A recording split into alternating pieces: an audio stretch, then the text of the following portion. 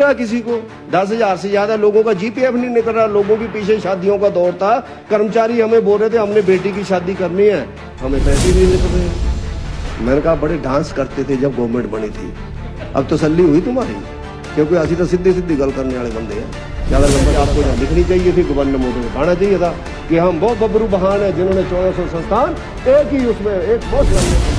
जो वीरभद्र सिंह जी जिस पार्टी में बोलते थे मुझे एक भी बच्चा मिलेगा मैं उसके लिए भी स्कूल खोलूंगा, आपकी पार्टी बोलती है हमने 1400 संस्थान बंद कर दिए। आप कल्पना नहीं कर सकते, बेचारी वृद्ध महिलाएं सामान खरीदने के लिए पेंशन का इंतजार, जिनने इन्होंने लिखा है कि लंबित पड़े हैं, इनका पैसा देना बकाया है और आपका मुख्यमंत्री। माननीय अध्यक्ष महोदय, माननीय राज्यपाल महोदय ने 10 मार्च को जो अभिभाषण जहां प्रस्तुत किया है उस पर बोलने के लिए मैं खड़ा हूं। आपने मुझे समय दिया, मैं आपका बहुत बहुत धन्यवाद करता हूं। अध्यक्ष महोदय, जो माननीय राज्यपाल महोदय ने अभिभाषण जहां पर सरकार की ओर से जो उनको प्रस्तुत करने के लिए लिखित रूप में दिया गया उसको प्रस्तुत किया,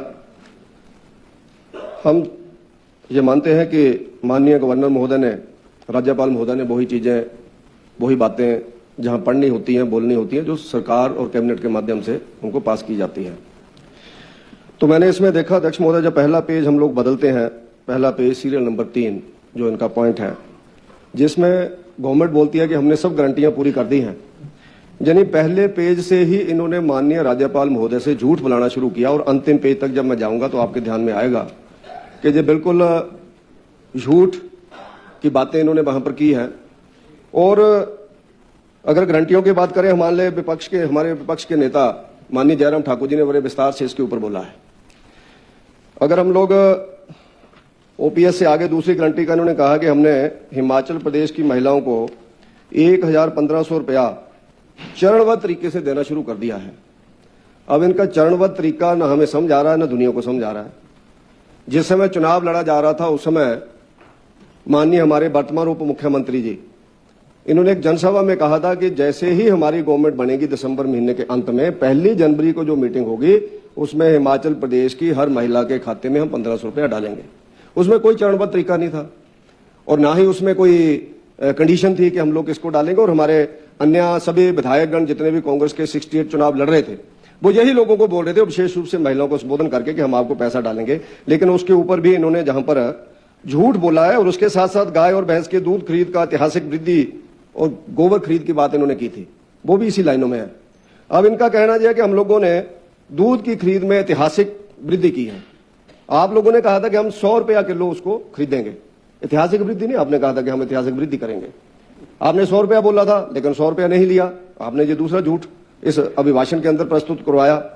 और जहां तक गोबर खरीद का मामला है, माननीय वरिष्ठ मंत्री चौधरी साहब जहां पर बैठे हैं, इन्होंने बोला भी है कि संगठन के बारे में भी बोला, इन्होंने पैरालाइज हो गया है कांग्रेस के संगठन को। इनके पुत्र जी ने भी बोला कि सरकार में किसी की सुनी नहीं जा रही है, किसी का कोई काम नहीं हो रहा है। नीरज भारती जी ने भी बोला है, क्योंकि सच बोलने की आदत किसी किसी को होती है और अंतिम समय तो सच ही निकलता आदमी का।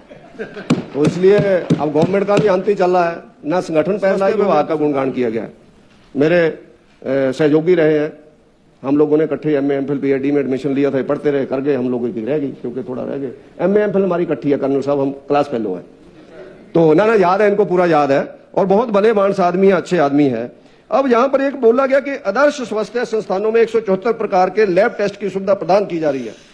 इसके अतिरिक्त इन संस्थानों में मेडिसिन, सर्जरी, स्त्री रोग, बाल चिकित्सा, एनेस्थीसियोलॉजी, रेडियोलॉजी और 6 विशेषज्ञ डॉक्टरों की तैनाती कर मेडिकल स्टाफ और आधुनिक नवीनतम एमआरआई, सीटी स्कैन की सुविधा उपलब्ध करवा दी गई है। कमाल हो गया। मेरे को बता दो मेरी कंस्टिट्यूंसी में कहां हुआ है कारनामा, तो वहां मैं गूगल धूप लेकर के थोड़ा उसकी पूजा तो कर लूं जाके।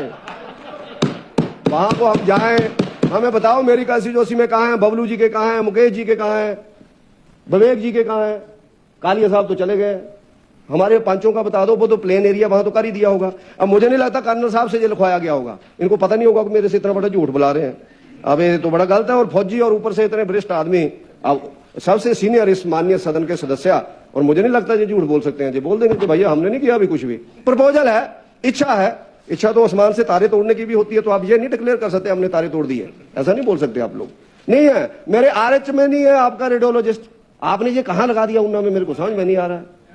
हाँ, एमआरआई नहीं है वहां पर, अल्ट्रासाउंड के लिए नहीं महोदय। ये जो सारी बातें खनन के बारे में की जा रही है, ये बिल्कुल माननीय गवर्नर महोदय से इन लोगों ने झूठ बुलाया। और अगर खनन नीति ठीक ढंग से लागू हो तो मैं ये मान सकता हूं हिमाचल प्रदेश को खनन से ही 500-700 करोड़ रुपया आ सकता है, जो 124 करोड़ लगभग बताया गया, कितना लगभग। उल्टा उन गांवों के अंदर आज कुछ नहीं हो रहा है।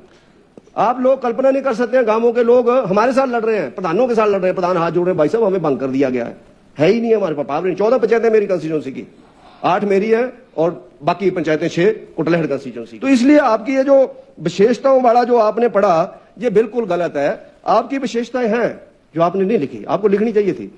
मेरा निवेदन रहेगा, इसमें पता नहीं स्पीकर महोदय बता सकते हैं कि इसमें कुछ बाद में भी जुड़ता है कि नहीं जुड़ता है, नहीं तो इनको जोड़ना चाहिए। मैं ऐसे 2 मिनट में बता दूंगा इनकी विशेषताएं। इन्होंने ट्रेजरी बंद कर दी, इनकी बहुत बड़ी विशेषता है।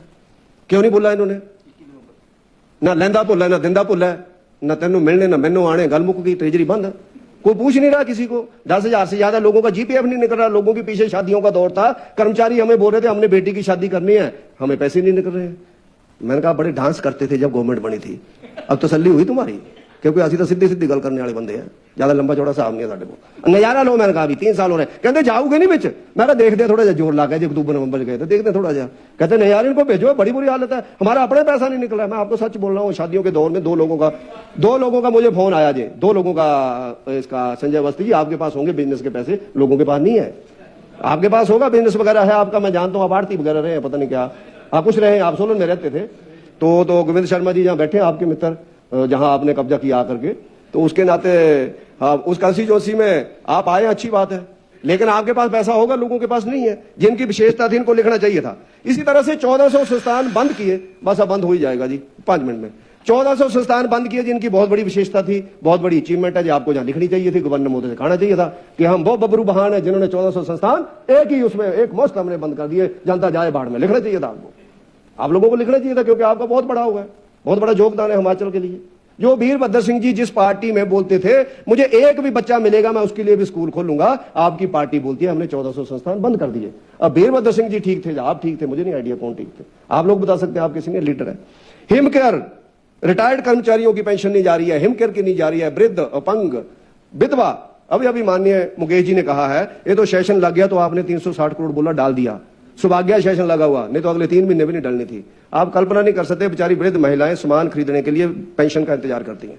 ये इनको लिखना चाहिए था जहां पर कि हम वो लोग हैं जिन्होंने गरीब लोगों की पेंशन रोकी हुई है। तो ये इनको ध्यान में लाना चाहिए था कि अब देखो एशिक नीति और विधायक नीति का भी अभी आया, अगर ये नहीं हम वो लोग बोलते तो ये भी नहीं आना था। ठीक बोल रहे हैं प्रधान, हमारे पास कागज लेके आ जाते हैं कि काय को दिया जी हमारे को कागज, आपने, हमारा पैसा तो आ नहीं रहा है। हमने सोचा आ रहा है, मैंने डीसी से पूछा, वो कहते जी चिट्ठी आई थी पैसा नहीं आया था। मैं कहा तू हमें बता देता तो हम लिख के नहीं देते इनको, हमने कहा को पंगे में पड़ना।